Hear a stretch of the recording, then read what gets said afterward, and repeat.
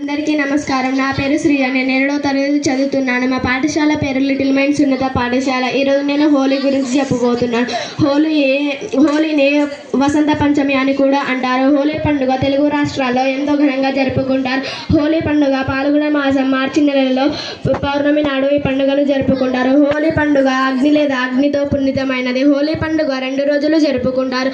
మొదటి రోజు కాముని దహనం లేదా హిరణ్యకశిపుని చెల్లెలు హోలికా దహనం అని కూడా అంటారు. కాముని దహనం గల కారణం హిమవంతుని కుమార్తె పార్వతీదేవితో శివుని కళ్యాణం జరిగిన మరుసటి రోజు కైలాసంలో శివతాండవం జరుగుతున్న సందర్భంలో కాముని పూల బాణం శివునికి తగలగా శివతాండవం బంధం కలిగినందున శివుడు 3వ గంటతో కాముని దహించి వేస్తాడు.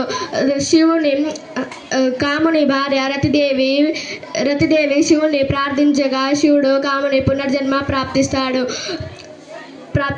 హోలీ ముందు రోజు కాముని దహనం చేస్తారు. 2వ రోజు చిన్న పెద్ద తారతమ్యం లేకుండా హోలీ పండుగను జరుపుకుంటారు. ధన్యవాదాలు.